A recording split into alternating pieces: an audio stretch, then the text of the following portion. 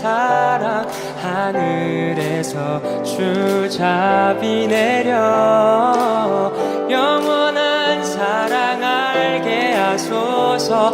너무도 깊은 주의 끝없는 사랑 흐르게 하소서.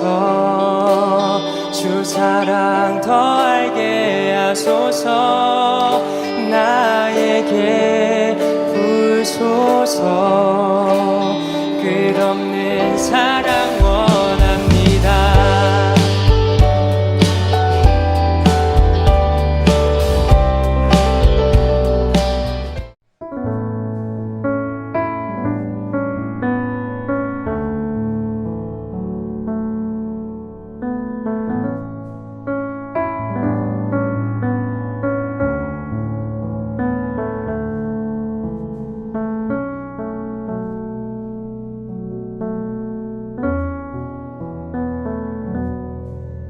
그 부모가 이렇게 말한 것은 이미 유대인들이 누구든지 예수를 그리스도로 시인하는 자는 줄 출교하기로 결의하였으므로 그들을 두려워함이러라. 아멘. 반성문 어떻게 써야 돼요? 저희 애가요 오늘 저한테 그러는 거예요. 아빠, 왜? 나 지각하면 안 돼. 그래서 언제 내가 지각하래? 그랬더니요, 나 지각하면 반성문 써야 된단 말이야. 그래서 네가 그럼 뭐 언제 반성문 쓰긴 했냐 그랬더니, 아니 그렇다고, 아니 반성문 쓰면 안 되니까 지각하지 않게끔 해줘. 그러면 될 걸 뭐 이렇게 대뜸 나한테 와갖고 아빠 나 지각하면 안 돼! 뭐 그러고 따지냐. 제가 그랬어요. 그런데 웬걸요, 어느 날 제가 항상 새벽 예배 끝나고 6시 조금 지나면 애들 가서 깨워요. 그런데 그날은 어쩜 그렇게 제가 몸이 그냥 고단했는지 애들 깨울 생각도 안 하고 잠깐 누워 있어야지 하고 잠깐 누웠다가 일어나 보니까 8시가 다 되더라고요. 8시 반까지는 가야 된대요. 근데 8시에 일어났으니 이건 뭐 비상이죠. 비상해가지고 딸들도 깨우고 아들도 깨우고 뭐 엄마 깨우고 뭐 그렇게 해갖고 난리를 펴갖고 씻어야죠, 먹어야죠, 입어야죠, 가방 챙겨야죠. 출발을 하는데 그때 시간을 딱 보니까 8시 20분 조금 넘었어요. 야, 걱정하지 마 라고 했는데 세상에요, 그 늦으니까 뭐 초등학교 스쿨버스도 놓쳤죠. 그러니까 초등학교도 가야 되고 중학교도 가야 되는데, 자 어디부터 가야 될까요? 중학교. 그렇구나. 전 초등학교부터 갔는데. 그리고 초등학교부터 가갖고 막내 내려놔 놓고 이제 또 첫째 둘째 데려다 주느라고 이제 중학교 딱 가서 보니까 30분이 조금 넘었어요. 제가 그러면서 야 괜찮아 걱정하지 마 그렇게 안심을 하고 돌려보냈는데, 그날 오후에 아니나 다를까 아빠 때문에 반성문 써야 되잖아 하면서 종이를 갖고 왔는데, 요즘 세상에 전 처음 봤어요. 반성문 양식이 또 있대요. 학년 번호 쓰고 거기다 반성문 내용을 쓰는 게 아예 있더라고요. 그래서 뭐 제가 그랬죠. 네가 늦게 일어났지 내가 늦게 일어났냐? 근데 솔직히 저도 뭐 그날 이제 설명회 끝나고 와서 잤으니까 뭐 할 말은 없고요. 자 어쨌든 간에 반성문을 써야 되는데 얘가 밤새 그거를 어떻게 써야 되나 그러는 거예요. 그래서 야 반성문 빨리 쓰고 자. 그러다가 너 내일도 늦어갖고 내일 또 반성문 쓰겠다? 제가 또 놀렸죠.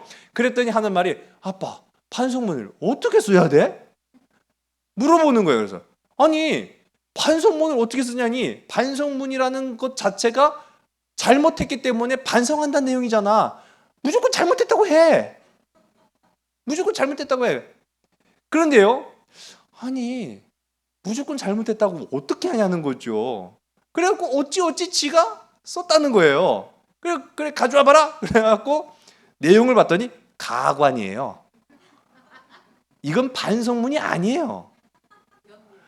아침에 일어나 보니 동생도 안 일어나고 오빠도 안 일어나고 아빠도 안 일어났는데, 동생 먼저 데려다 주느라고 늦고 오빠는 꼼지락거려서 늦고 아빠는 운전을 더럽게 늦게 해서 늦고 결국은 그로 인하여서 지각하게 되었습니다 라는 내용을 쓴 거예요. 지가 잘못한 건 하나도 안 쓰고 오빠 잘못했고 동생 잘못했고 아빠 잘못했고 그래가지고 결국은 지각을 했다는 내용. 야 이게 반성문이냐? 제가 그렇게 이제 책망을 좀 해드렸습니다만은 어쨌든 간에 반성문을 쓰는 정도로 끝났다라고 하면은 뭐 그냥 넘어갈 만하죠. 어쨌든 이 학교에서는 지켜야 될 규칙이라는 게 있습니다. 그걸 우리가 이른바 학칙이라고 하는데, 그거를 지키지 않으면은 아마 제일 낮은 단계의 징계가 아마 반성문이지 않을까, 저는 그런 생각을 해요. 반성문으로부터 시작해서 쭉쭉쭉 이제 올라가는 거죠. 그러면 안 되겠지만은요, 우리도 마찬가지입니다. 우리 법치국가인 대한민국에 살아가는 사람이라고 한다면 누구나 대한민국이 제정한 헌법을 준수해야 당연한 거죠. 그런 법의 테두리 안에 있지 아니하고 테두리 바깥에 또는 언저리에서 넘나들면은 얼마든지 우리도 범죄자가 될 수 있다라는 것을 우리는 인식하고 살아갑니다. 자, 그런데 제가 오늘 이게 반성문 얘기하려고 한 건 아니고요, 사실은. 자, 그렇다고 한다면 이제 우리가 이 수요 예배를 통해서 함께 나누는 이 기독교의 역사를 우리가 보는 겁니다. 로마 제국 시대를 지나서 중세 교회사, 이 중세 교회사 안에 있었던 사람들은 과연 어떠한 법을 준수하며 살아왔는가라는 거죠. 자, 어떠한 법을 준수해야 되겠습니까? 참 놀랍게도요, 여러 나라가 있었는데도 불구하고, 나라가 물론 정한 법이 있어요. 그런데 국가가 정한 법을 지키는 것도 당연하고, 왜? 안 지키면은 처벌이 오니까요, 뻘뻘뻘 떠는 거죠. 무슨 뭐 반성문 쓰는 걸로 끝나겠어요? 생명이 오고 갈 수도 있으니까 국가가 정한 법도 물론 지켜야 되는데, 그보다 더 상위에 있다고 생각했던 법이 있으니 그것이 바로 교회가 정한 법, 교회법이었습니다. 그 중에 하나가 바로 출교라는 징계였어요. 출교라는 징계. 뭐 오늘날에도 출교라는 그 징계는 존재합니다. 교회에서 사용할 수 있는 가장 수위 높은 징계라고 하면은 아마 출교일 겁니다. 근데 뭐 출교가 그렇게 빈번하게 일어나는 것은 사실은 아니고요. 그런데 이 중세 교회사에서 이 출교가 차지하는 부분은 어느 정도인가라는 것을 우리가 가늠해 보면은요, 상당했다라는 거예요. 출교라고도 하고 한자 표현이기 때문에 이렇게 또 같이 쓸 수도 있습니다만은 파문이기로 해요. 파문 또는 출교. 이거를 영어로 말하면은 excommunication이라고 불러요. 근데 이게 재밌어요. 왜냐면은 X라는 말만 떼놓고 보면은 communication이거든요. communication이라는 영어의 뜻은 소통하다, 연락하는 그런 표현입니다. 소통하고 연락하는데 그 앞에 X라는 말이 붙으면 안 된다는 거예요. excommunication은 한마디로 말하면 소통을 강제적으로 금지하는 법. 그러니까 당신은 파문입니다, 당신은 출교입니다 라고 하면은 그 사람은 그때부터는 자신의 의지와는 상관없이 강제적으로 소통을 하지 못하게 되는 거예요. 파문이라는 이 한자적 표현은요, 또 달라요. 자, 우리 화면 보시면은 물결이 일어나지요. 잔잔한 호수에다가 돌멩이를 하나 딱 던집니다. 그러면 그 돌멩이가요, 퐁당하는 소리와 함께 뭐가 일어나요? 물결이 일어나죠. 그 물결, 그 중심, 이 돌을 던진 중심으로부터 시작해서 원을 그리면서 물결이 일어나는 그 형태를 우리는 파문이라고 해요. 근데 이게 과연 오늘 이 출교랑 어떤 연관이 있느냐라고 했을 때, 여러분, 왜 파문시킬까요? 왜 출교할까요? 오늘 오신 분들 중에 한 분이 카우보이 모자를 썼는데 막 거기에 막 불이 조명이 달려갖고 반짝반짝 반짝반짝 그런 거를 쓰고 딱 하니 가운데 앉아 있으면은, 제가 물론 그분이 크게 잘못한 건 사실은 없을 거예요. 자신이 막 이제 드러내기 위해서, 뽐내기 위해서 그렇게 옷을 입었는지는 몰라도, 근데 제가 예배를 드리는 내내 얼마나 그게 신경이 쓰이겠어요. 정중한 표현으로, 아니 집사님, 권사님, 뭐 아니면 또는 이제 성도님, 아니 오늘 예배 그렇게 잘 입고 오신 거는 너무너무 감사하고 좋은 일인데 그거 휘황찬란해 갖고 눈부셔 갖고 내가 예배를 못 드리겠으니 좀 벗을 수 없을까요? 라고 하면은, 아니 그분이 수용을 하면 될 거 아니에요. 예, 벗겠습니다라든지. 왜 그렇게 되는데, 이분이 도대체 말을 안 해. 아니 내가 입으면 그만이지 뭘 자꾸 신경 쓰냐고. 그래갖고 끝까지 자기 의견을 고수하면서 그렇게 예배를 드렸어요. 근데 그 옆에 있던 집사, 아무개 집사님이 와, 너무 멋져. 너무 멋있어. 그래갖고 나도 다음 주에 저렇게 입고 와야지. 아니, 지난주에는 한 분이었더니 그 다음 주 가니까 두 분, 세 분, 네 분, 다섯 분 자꾸 물들어갖고 번져나가요. 자, 파문을 하는 이유는요, 한 사람을 용납하면, 그 한 사람의 잘못을 용납하면 마치 물결이 번져나가듯이 다 물들어요. 다 영향을 받기 때문에 극단적인 징계로서 파문 또는 출교를 시킵니다. 자, 중세교회의 파문의 목적은 바로 이러했다라는 것이죠. 자, 어쨌든 중세교회는요, 일단 파문이 되면은 제일 중요한 거, 모든 교회 행사에 일절 참여할 수가 없게 됩니다. 자, 이것까지예요. 네? 파문 무서워요, 안 무서워요? 여기 계신 분들이야, 어휴, 무서운 거네요 라고 할지 몰라도 세상 사람들한테 당신은 파문 당한 사람이니까 교회 모든 행사에 일절 참여하지 못합니다. 지금까지도 안 했는데요. 그럴 수 있잖아요.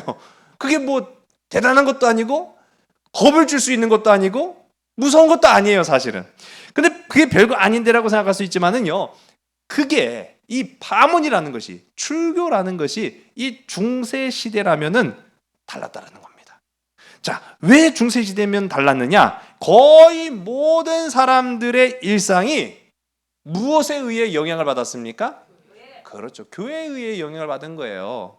먹는 것부터 입는 것, 자는 것, 그리고 직장 생활하는 데까지 모든 것이 다 교회의 영향을 받았는데 파문됨으로 그는 교회와 관련된 모든 행사에 일절 참여할 수 없다? 이 말은 무슨 말이에요? 그렇죠. 아무것도 할 수 없다는 얘기예요. 아무것도 할 수 없다.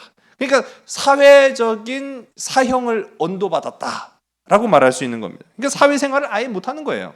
자, 그래서 중세시대에 이 파문이라는 한 단어, 출교라는 이 말은요, 굉장히 두렵고 무서운 것이었습니다. 일반인들은 물론이거니와 힘과 권세, 부귀 영화를 다 가지고 있는 귀족과 왕까지도 파문은요, 굉장히 무서운 것이었어요. 자, 우리가 지난 로마 제국 시대가 이제 몰락하는 그 과정을 아주 세밀하게 지금까지 살펴봤으니까요, 대충만 말씀드려도 아마 잘 아실 거예요. 5세기 경에 서로마가 멸망합니다. 그는 어떻게 보면은 자명한 이치였어요. 지금까지 그들이 그렇게 멸망의 길로 걸어왔기 때문에 이거는 살리려고 해봐야 살릴 수가 없어요. 심폐소생술로도 살리지 못한 거예요, 결국은. 그래서 서로마 제국이 폭삭 망해요. 그런데 못 망하지 않았을까요? 그렇죠. 교회는 망하지 않은 거예요. 그런데 교회는 멸망하진 않았지만은 딱 한 가지 공백이 생겼어요. 어떤 공백이 생겼느냐? 힘의 공백이 생깁니다. 그동안에는 교회를 든든히 뒷받침해주는 로마라는 힘이 있었어요. 근데 로마 제국이 떡 무너지고 나서 보니까 교회는 존재했어도 그 힘, 권력이라는 공백을 메울 방법이 없는 거예요. 그러니까 위태로울 수밖에 없었죠. 그런데 그 위태로운 때에 저 위에 로마 위쪽으로 조금 더 올라가면은 프랑크 왕국이라는 이 게르만족이 세운 나라가 있었다라고 제가 설명을 잠깐 드렸습니다. 자, 이 게르만족이 세운 프랑크 왕국의 왕이었던, 자, 오늘 말씀 가운데 보면은 이분, 우리 지난 시간에 잠깐 말씀드렸던 샤를마뉴라고 하는 게르만족 출신의 족장이에요. 자, 근데 이 사람이 그 당시 여타 많은 다른 게르만, 바바리안, 이방 족속들은 아리우스주의, 소위 말하는 기독교가 공인하지 않았던 이단을 믿었습니다. 근데 이 샤를마누는 자기는, 내가 생각해 보니까 난 정통 기독교하고 나하고 맞는 것 같아.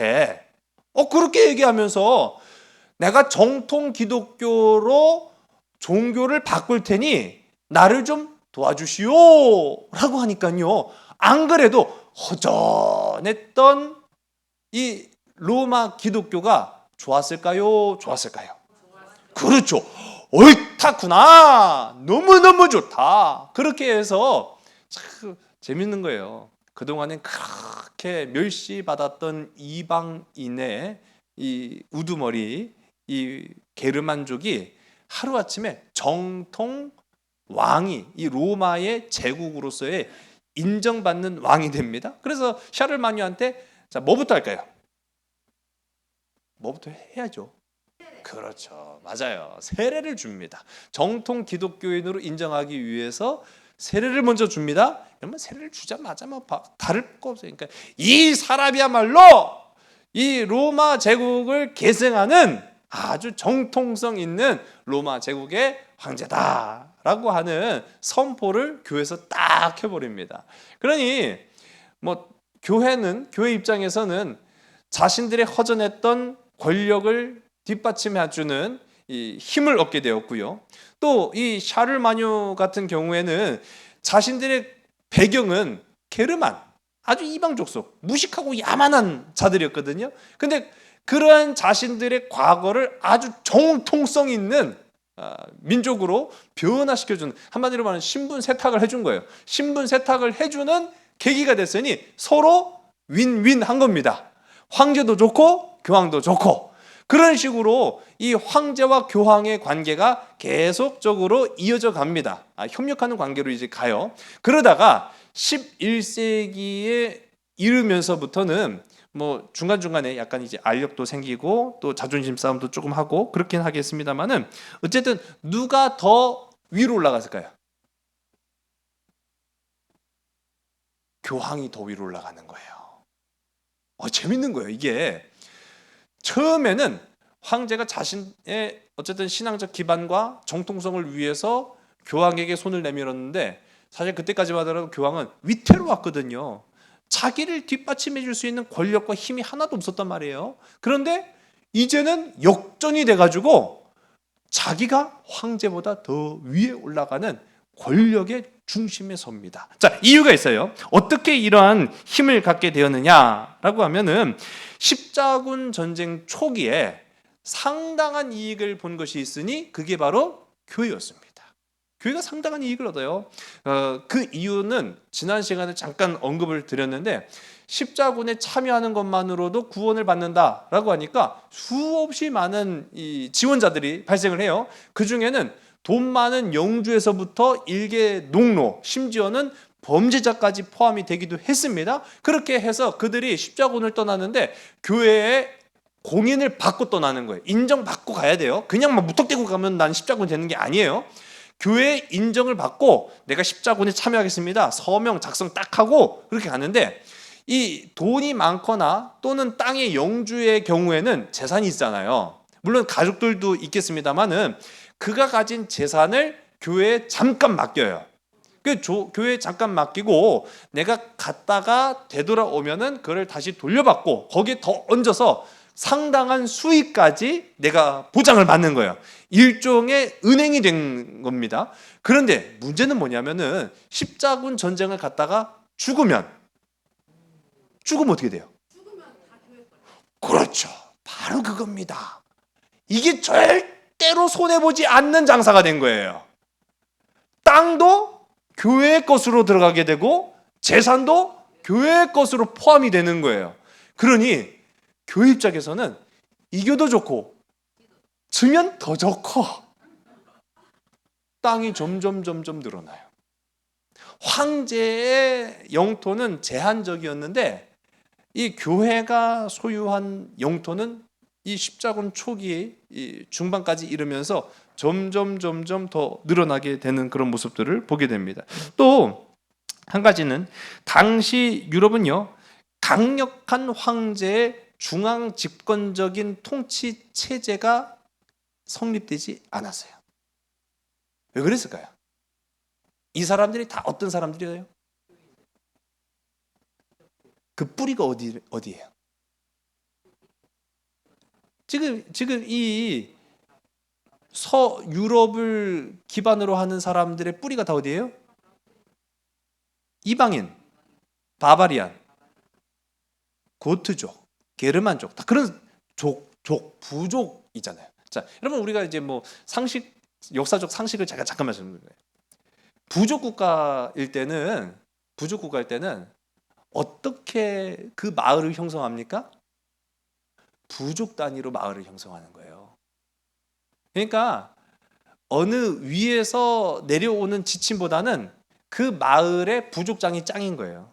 그러니까 족장 중심의 이 생활을 운영하는 것이 이 부족 문화입니다. 그래서 그런 사람들이 시간이 지났다고 해서 아주 최첨단 미세한 무슨 뭐 중앙 집권적인 체제를 막 조직을 갖추고 막 그런 게 아니라 여전히 황제는 존재하지만 이 황제라는 사람도 결국은 부족장 중에 제일 대빵 힘센 사람이 황제가 된 거잖아요. 그런데 여전히 지방자치가 더 강했어요. 지방자치의 색깔이 더 강해. 그거를 우리가 나중에 일컬어서는 영주라고 말합니다. 그러니까 족장들이 나중엔 영주가 되는 거예요. 영주가 나중엔 뭐가 될까요? 귀족이 되는 거예요. 그러니까 황제가 뭐라고 얘기를 해도 내가 듣기 싫으면 안 들으면 돼요. 네. 그 영주가 결정하는 거예요. 그런데 황제가 하는 말은 안 듣기 쉬워도 누가 하는 말은 반드시 들어야 될까요? 맞아요. 교황이에요. 하나님의 말을, 하나님의 말씀은 반드시 들어야 된다고요. 그러니까 교황이 황제의 권세, 힘보다 더 우위에 있다고 생각하는 사람이 상당히 많았습니다. 그래서 그때 당시 어떤 이야기했냐면은 교황은 태양이요 황제는 달이다 라는 그런 표현까지 있을 정도로 뭐 황제의 권위가 그렇다고 해서 뭐 별거 아닌 것은 아니었는데 그만큼 교황의 권세가 대단했다라는 거죠. 그런데 이제 우리가 이제 보게 되면은요, 교회는 한 개인이 태어나면서 죽는 순간까지 모든 일상사를 다 교회가 관장을 합니다. 이거는 국가도 하지 못하는 일들을 교회가 그렇게 했다라는 거죠. 어떻게 합니까? 태어나면 축복받아요. 교회 가서. 죽으면 교회에서 장례를 치르는 거예요. 그러니까 태어나는 순간부터 죽는 그 순간까지 모든 것이 교회의 영향 아래에 있었다라는 것이 이 중세 유럽을 우리가 이해하는 그런 부분 중에 하나예요. 교회는 사람들에게 종교적 의미를 부과할 수 있었고 또 선악의 기준도 누구만이 판단할 수 있었어요? 교회만이 판단하는 거예요. 옳고 그름도 교회가 판단합니다. 또 재판권을 가진 것도 교회였어요. 물론 정부도 나라도 재판을 할 수는 있어요. 그런데 그보다 더 상위의 재판권을 가지고 있는 것은 교회였습니다. 그러니까 한마디로 말하면 절대 권력이에요. 교회가 절대 권력이었던 거죠.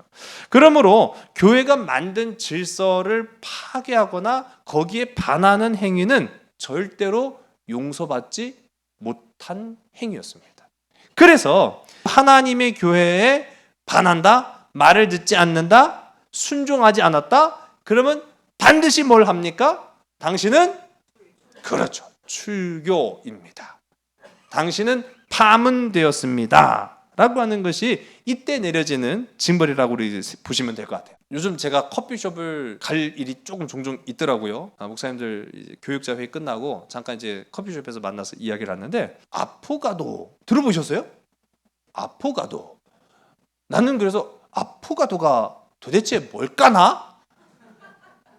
이 무식한 사람은 어쩔 수 없어요. 그래가지고 아포가도를 시키시는데 그 아포가도를 딱 주문하니까요 세상에 두 개가 나와요. 하나는 아이스크림이 하나 나옵니다. 그리고 또 하나는 따끈따끈한 커피 한 잔이 나와요. 그러더니요 목사님이 이거는 이렇게 먹는 거야 하면서 커피를 아이스크림에다 쫙 부어요. 나는 이해가 안 가는 거예요. 왜 그 뜨거운 커피를 시원한 아이스크림에다 부어 먹지?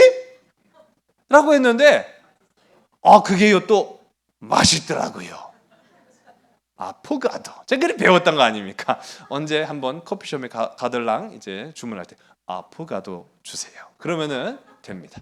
자, 아포가도는 이탈리아 뭐 커피라는 얘기가 있길래 제가 한번 좀 찾아봤어요. 그래서 제가 그랬잖아요. 도대체 아포가도가 뭐지? 이 아포가도가 이탈리아어로 익사하다라는 뜻이에요. 아이스크림이 커피에 익사한 겁니다.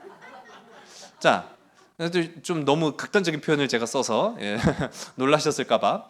또는 빠지다, 물에 풍덩 빠지다, 뭐 또는 그런 표현을 쓸 때 빠지다, 익사하다라는 이 뜻이 바로 아포가도인데, 뭐 같은 어원은 아니겠습니다만, 왜냐면 이제 이건 이탈리아어니까요. 그런데 오늘 우리가 함께 나눈 말씀의 제목, 이 출교라고 하는 말에 아포시나고고스라는 말이 어떤 의미가 되느냐라고 하면은 두 가지 단어의 합성어입니다.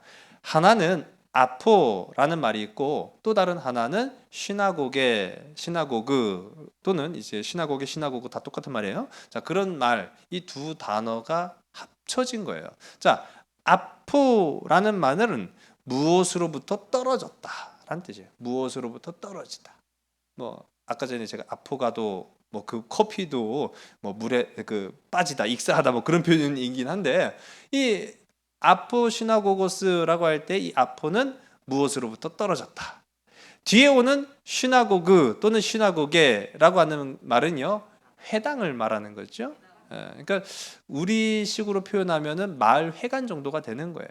아포시나고고스는 교회로부터, 회당으로부터 떨어지게 된 그런 상태, 그것을 바로 출교 또는 파문이라고 이야기해요.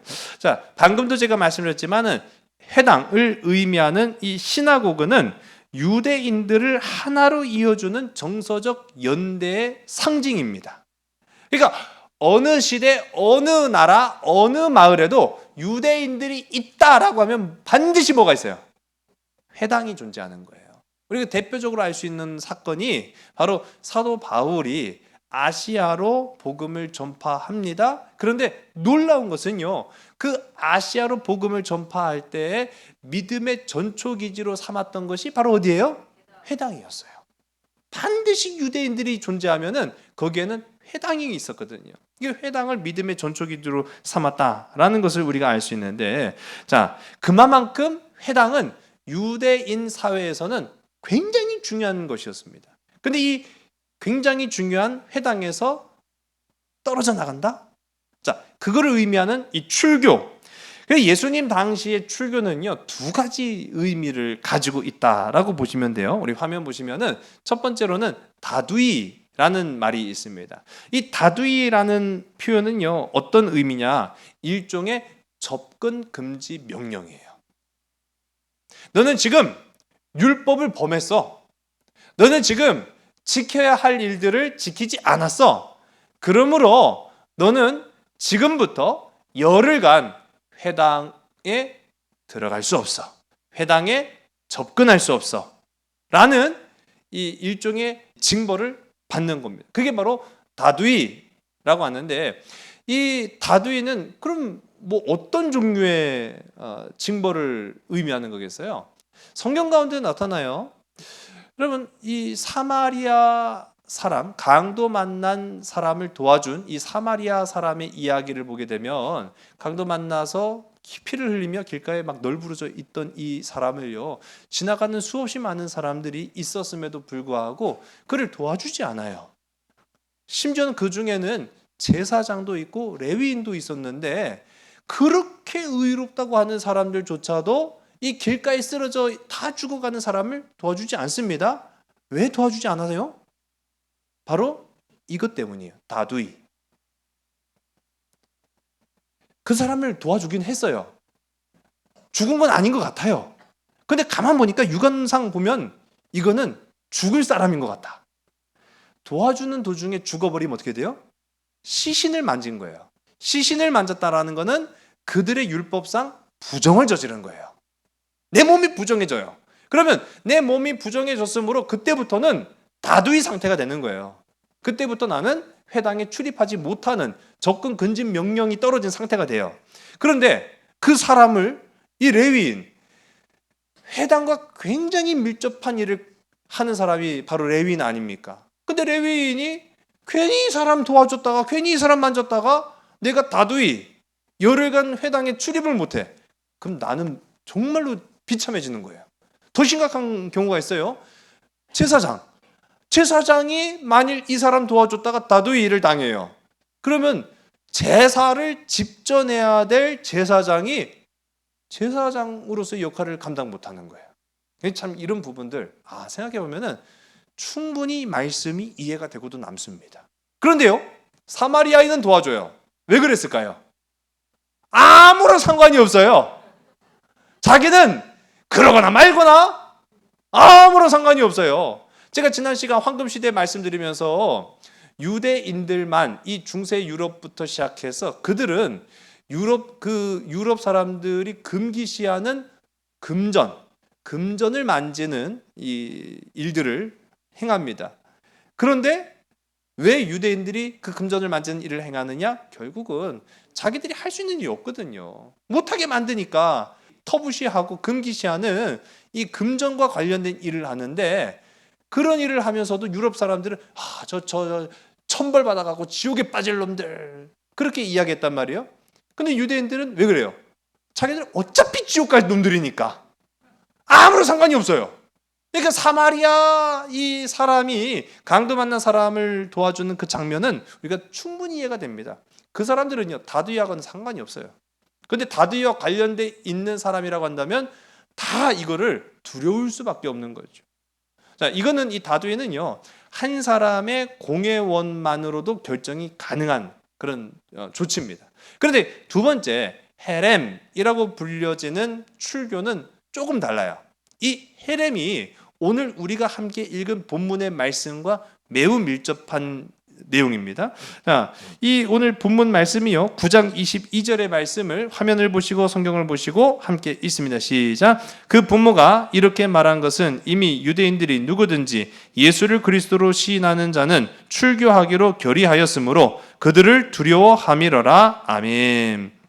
자, 이 내용의 사건은 우리 9장 전체를 조금 읽어보면 이해가 되는데, 우리 내용은 크게 어렵지 않으니까 제가 잠깐만 설명드리자면, 이 요한복음 9장을 보면은 날 때부터 앞을 보지 못하는 맹인이 나타납니다. 이 사람의 직업은 무엇이었을까요? 국어라는 거지였습니다. 국어라는 이 거지. 그러나 이 사람 오늘 본문의 말씀 보면은 부모도 있어요. 근데 부모도 있는데 결정적인 거는 사회적인 환경이 뒷받침되지 않으니까 내가 할 수 있는 생산적인 활동이라고 해봐야 고작 국어라는 것밖에 없었습니다. 참 어떻게 보면은 기구한 인생이죠. 자, 그러한 기구한 인생인 이 맹인을 보면서 예수님의 제자들이 마침 그 화제가 떠올랐는지 예수님께 질문을 합니다. 예수님, 저 사람이 나면서부터, 후천적인 장애가 아니잖아요. 나면서부터 장애를 입은 저 사람의 그 죄는, 아주 여기 재밌어요. 그 사람의 병도 아니고 그 사람의 장애도 아닌 그 사람의 죄는 누구 때문입니까? 자신 때문입니까? 아니면 그의 부모 때문입니까? 라는 질문을 해요. 자, 예수님이 어떻게 답하시는지 우리는 잘 압니다. 그런데 여기에서 보면은 질문에 어떻게 답하느냐가 중요하기보다는 그 질문 자체가 잘못됐다는 걸 우리가 단번에 알 수 있죠. 아니, 어떻게 그것이 죄라고 단정 지을 수 있습니까? 그 죄라고 단정 짓는 데는 분명히 그만한 그들의 근거, 이유가 있었죠. 그 근거 이유는 뭡니까? 율법이었습니다. 율법이었어요. 그러니까 예수님의 제자들 그런 세밀한 부분까지는 설명 안 했지만은 그냥 그런 거예요. 다 아니까 어차피. 예수님, 율법에 보면은 이러한 장애를 가지고 있는 사람들은 죄인이라고 이야기하는데, 그러면 그 죄가 누구 때문입니까? 라고 질문을 했을 때 우리 주님의 하신 말씀은 No, 아니다. 아예 단번에 그건 죄가 아니다라고 선포를 하세요. 그것은 죄가 아니라 하나님이 어떻게 일하시는지를 나타내기 위해서 그렇게 되었다라는 설명을 하십니다. 자, 그런 가운데 그런 설명으로만 끝난 것이 아니라 우리 주님은요, 여러분 이게 참 중요한 거예요. 저는 오늘 이 본문의 말씀 22절밖에 읽지는 않았습니다만은 우리가 이 예수님이 하시는 말씀 3절, 이 9장 3절이거든요. 이 말씀까지만 딱 하고 예수님께서 가시던 길 가셨다라고 하면은 난 우리 예수님 다시 볼 거예요. 진짜 예수님 정말 야박하시네. 아니 옳고 그름을 분별하시는 거는 참 좋은 일인데 그렇다고 해서 지금 상황이 바뀌는 게 아니에요. 조건이 바뀌지 않아요. 문제가 달라지지 않아요.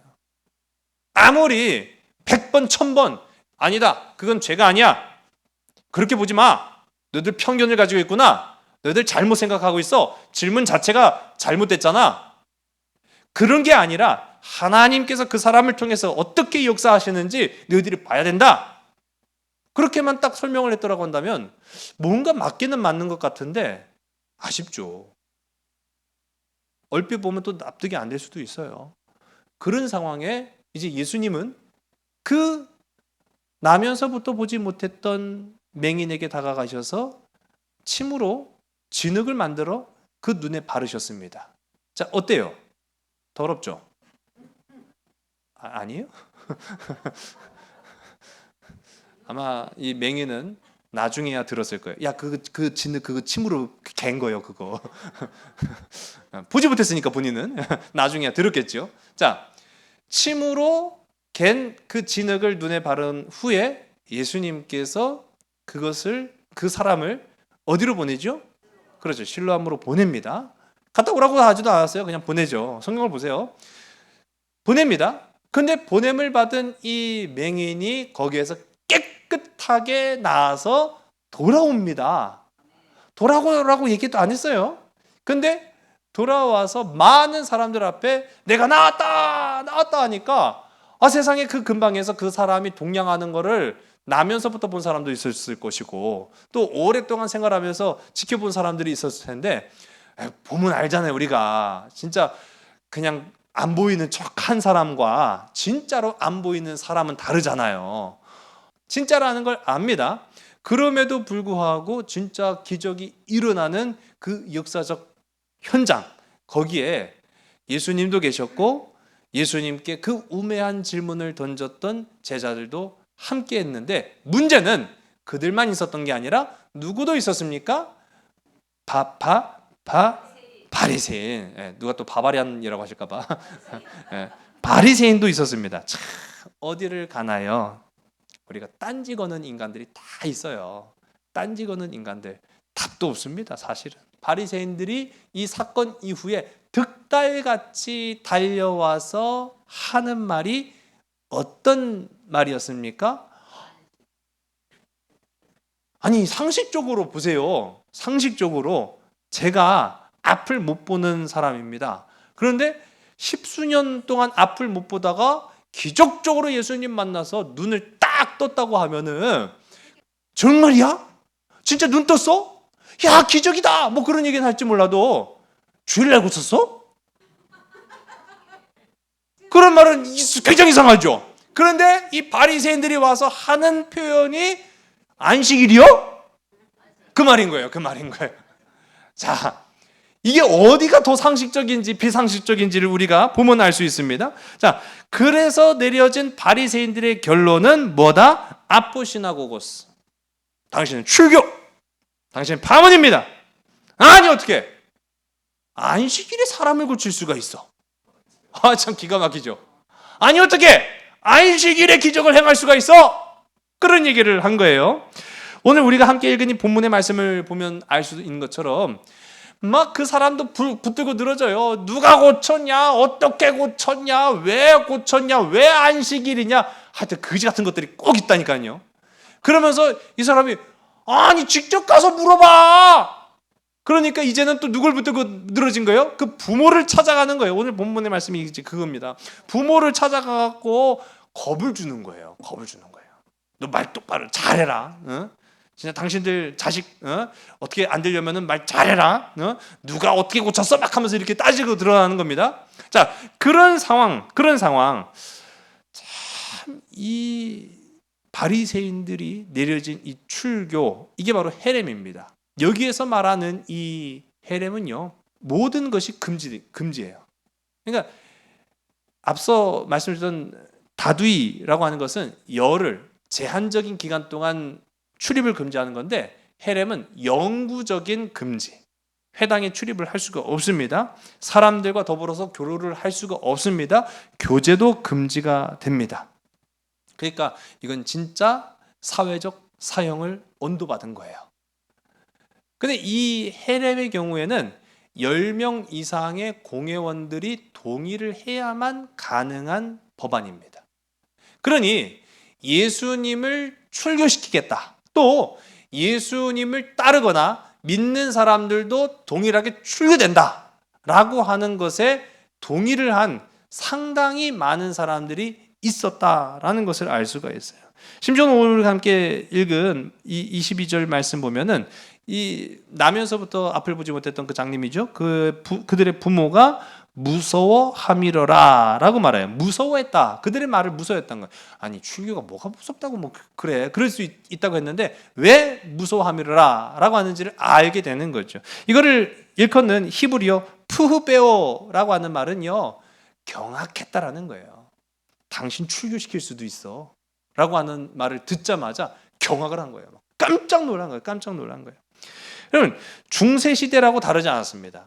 시대가 그렇게 흘러갔음에도 불구하고, 시간이 그렇게 수천 년이 지나갔음에도 불구하고, 교회가 사회법이 되어버린 이 중세시대에도 파문이라는 것은요, 교회 생활은 물론이거니와 내 가족, 내 생활, 내 이웃 모두가 다 나를 배척해야만 되는 그런 벌이 바로 출교였어요.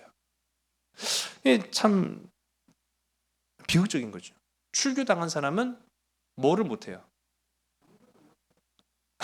아무것도 못하는데 그 중에 우리가 뭘 못할까요? 살아가면서 꼭 한 번쯤은 해야 하는 일들 중에 하나이기도 합니다. 결혼을 못해요. 네, 결혼을 할 수가 없어요. 결혼하면 안 됩니다. 이 사람은 출교당한 사람이기 때문에 결혼을 할 수가 없어요. 또 죽어서도 못하는 게 있어요. 죽어도 못하는. 천당 못 가죠. 출교당했으니까. 근데 죽어도 못하는 게 있다니까요. 장례를 못 치러요. 여러분, 제가 다 설명드리죠. 중세교회, 이 중세시대는 나면서부터 교회, 죽어도 교회예요. 교회가 개입하지 않으면 죽을 수가 없어요. 죽어도 그 사람 죽은 게 아니에요. 그냥 어떻게 산에 내버리지 않는 이상은 장례를 치러야 될 거 아니에요. 장례를 치를 수가 없어요. 출교를 당했기 때문에. 에? 아니, 교회 허락이나마나 사제가 집례를 해야 되는데 출교를 당한 사람이니 어떻게 집례를 하겠습니까? 아예 집례 자체를 안 하는 거예요. 그러니까 버려지듯 죽거나 그렇게 되는 거죠. 심지어는요, 아주 잔인한 방식 중에 하나인데, 출교를 당한 사람은요, 죽여도 됐어요. 네, 잔인하죠. 좀 그런 부분들도 있었습니다. 출교를 당했다고 하면은요, 마을에 수친 거예요. 가문에 수치고 마을에 수치입니다. 그러니 그 사람은요, 암묵적으로 그냥 인정해 주는 거예요. 죽여도 된다. 그래서 사람들이 그냥 쥐도새도 모르게 죽여버려도 그냥 넘어가는 거예요. 출교가 그 정도로 잔인하고 무섭다. 아까 말씀드렸죠? 아까 말씀하셨던 것 같은데 천국도 못 갑니다. 그렇게 생각을 한 거예요. 출교를 당했는데 어떻게 무슨 천국이에요? 천국 근처도 못 가죠. 그리고 파문된 사람의 재산은 다 몰수가 됩니다. 그러니 이 파문이라는 것은요, 상당히 무서운 징벌이었다라는 걸 보게 돼요. 하지만 이 세속적 의미의 파문은요, 영원히 모든 사람들을 다 두렵게 만들 수는 없었어요. 십자군이 실패를 합니다. 결국은 200년 동안 싸웠는데도 불구하고 십자군 전쟁은 실패로 돌아가죠. 십자군 전쟁 초기에는 그 십자군의 승리 때문에 교회가 굉장히 많은 이익을 받는데, 십자군 전쟁이 실패로 돌아가면서 교황의 권위가 실추가 돼버려요. 그래서 교회는 그때부터는 뭘로 겁을 못 주는 거예요? 그렇죠. 출교로, 파문으로 겁을 줄 수가 없는 거예요. 아이씨, 뭐 교회가 가라고 하고 갔는데 져버렸어요. 교회가 가면 이긴다고 그렇게 했는데 졌단 말이에요. 그러니까 사기꾼이 돼 버렸어요. 사기꾼이. 그러니까 교회의 말이 이제는 잘 안 먹히기 시작합니다. 당신 출교할 거야? 당신 파문시킬 거야? 저는 벌벌벌 떨었는데요. 이제는 그러든가 말든가 뭐 아니 뭐 하나님이 원하신다 그래가지고 갔는데 하나님이 뭐 패배를 원하셨나? 가고 뭐 쫄딱 망하고 죽고 막 다치고 그러고 돌아오니까 교황의 말을 듣지 않았어요. 그러니까 이 교황이 그때부터요 신앙적인 문제 때문에 출교를 시킨 게 아니라 정치적인 이유로 또는 경제적인 이유로 출교와 파문을 남발하기 시작을 합니다. 결국은 아무도 듣지 않고 오히려 반발하기 시작을 해요. 이 역사를 보게 되면은요, 영국도 교황의 영향 아래에 있었습니다. 그런데 이 영국도 교황의 영향 아래에 있었다가 그때 아주 대단한 한 남자가 나타나요. 이 사람은 시대가 낳은 아주 멋진, 멋지다고 표현하면 안 돼요. 여인을 굉장히 사랑한 헨리 8세입니다. 헨리 8세는 결혼을 너무 좋아해서 3번 이혼하고 4번 결혼한. 그런데 이 카톨릭의 그 교리, 한마디로 말하면 교회법이죠. 교회법에 의하면은 뭐 왕 아니라 왕 할아버지라도 이렇게 밥 먹듯이 이혼과 결혼을 반복할 수가 없어요. 반드시 누구의 허락을 받아야 돼요? 그렇죠. 교황의 허락을 받아야 되는데 중요한 건 뭐냐면은요. 이 왕이 결혼할 때의 그 대상, 결혼 신부감은 또 누가 추천하기 쉬워요? 그렇죠. 일반 일개 사람이 아니라요. 왕의 신부감이기 때문에 교회가 추천한 사람이에요. 근데 교회가 추천한 사람이 나 못 살겠어요. 이혼할래요. 라고 한다고 그리고 이혼이요 라고 할 수가 없잖아요. 교회가 추천한 사람인데 안 돼. 끝까지 살아봐. 그러니까 이 헨리 8세가 오씨 니들이 안 해주면 나 교회를 새로 만들겨. 그래가지고 이 헨리 8세가 출교당했어요.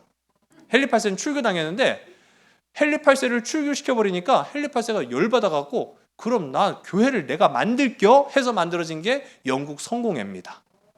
그러니까 오히려 역효과가 일어나기 시작해요. 또 아주 유명한 한 사람이 출교를 당해요. 이 사람 괜히 출교했다가 카톨릭이 피 많이 봤죠. 누구였을까요? 이렇게까지 설명하면 좀 이해가 안 갈 수도 있는데 우리 개신교는 대단한 인물이기도 합니다. 마르틴 루터를 출교시켜버려요.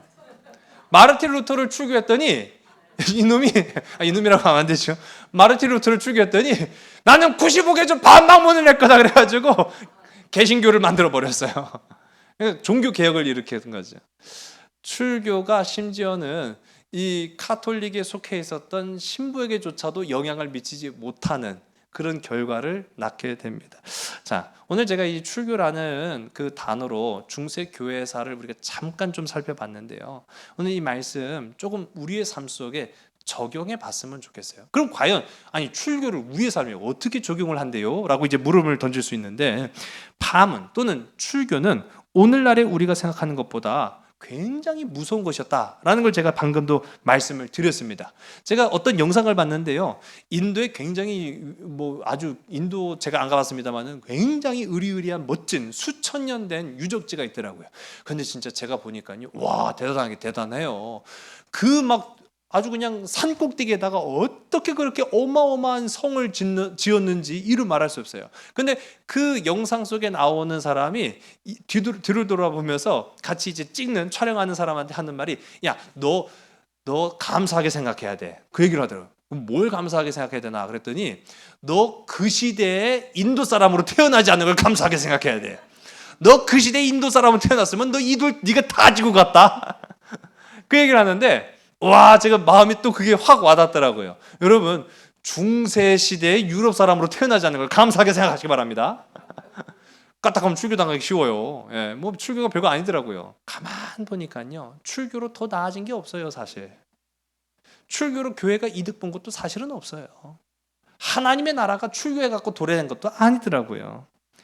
벌 주면 겁먹고, 벌 주면 내 말을 더 잘 듣겠지? 라고 생각했던 교회는 착각한 겁니다. 아니죠. 근데 오늘 우리가 함께 읽은 본문의 말씀 가운데 보면 바리새인들도 똑같이 했어요.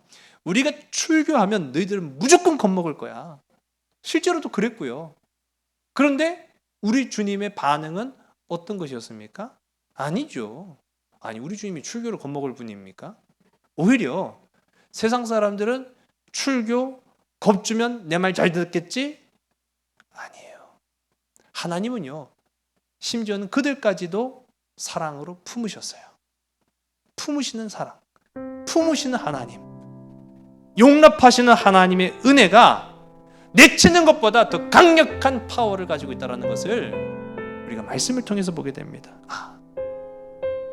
나는 혹 내 기준을 가지고 내 뜻과 내 마음과 다르다고 해서 밀어내지는 않은가? 밀어내지는 않은가? 내 마음으로부터 출교시켜버리지는 않은가? 여러분, 얼마든지 내 삶 속에 이와 같은 출교의 모습이 있을 수 있다는 사실입니다. 물론 교회로부터 벗어난 것은 아니라 할지라도요, 하나님은 사랑의 울타리 밖으로 밀어내라고 말씀하지 않으시고 도리어 사랑의 말씀 안으로 품으라고, 그들을 끌어들이라고, 그들을 이해하라고 말씀하시는 거예요. 그게 오늘 우리가 이 나면서부터 앞을 보지 못하는 사람을 고치시는 예수님의 사랑으로 드러난 역사, 바로 그것입니다. 여러분, 그 사랑의 역사는 오늘 이 시간 우리에게도 주어진 과제라는 거예요. 오늘 세상을 살아가면서 저 사람은 나하고 뜻이 안 맞아, 저 사람은 나하고 마음이 안 맞아, 밀어내려고만 하지 말고 품어보세요. 용납하세요. 이해하세요. 그러나 그것을 인간적으로 이해하라는 게 아니에요. 말씀으로 품으시기 바랍니다. 십자가의 사랑으로 용납하는 저와 여러분, 하나님의 은혜 가운데서는 복된 우리 모든 삼손 가족들이 다 되시기를 주의 이름 간절히 소원합니다. 기도하시겠습니다. 용납하시는 하나님, 사랑으로 그 날선 두려움과 겁박까지도 깨시고 해결하시는 아버지 하나님, 오늘 이 시간 우리가 내 마음으로부터 누군가를 밀어내지는 않았는지, 내 생각과 내 뜻과 다르다고 하여서 그를 까닭없이 미워하지는 않았는가 돌이켜봅니다. 출교로 중세교회는 번창하지 않았습니다. 출교로 교회는 문제를 해결하지 않았습니다. 그러나 오히려 오늘 이 말씀을 통해서 우리가 보는 것과 같이 예수 그리스도의 사랑으로 문제가 해결됩니다. 주님의 관심으로 우리의 삶이 나음을 얻습니다. 오늘 우리에게 주신 이 귀하고 아름다운 사랑의 능력, 그 힘과 능력을 가지고 말 많고 탈 많은 세상 가운데에서 하나님의 사랑의 역사를 이루어 나아갈 수 있는 우리 모든 믿는 믿음의 심령들, 하나님의 복된 자녀들이 다 되게 인도하여 주시옵소서. 이제 남은 3일 동안도 세상 가운데로 직장과 일터와 가정으로 나아갑니다. 하나님, 사랑으로 품지 못할 것이 없음을 우리가 기억하여 싸우니 세상 가운데에서도 하나님의 사랑이 흐르는 귀하고 아름다운 믿음의 가정이요 아름다운 직장과 일터들이 다 되게 인도하여 주시옵소서. 참 사랑 되시는 나사렛 예수 그리스도의 이름으로 감사하며 간절히 기도드렸사옵나이다. 아멘. 끝없는 사랑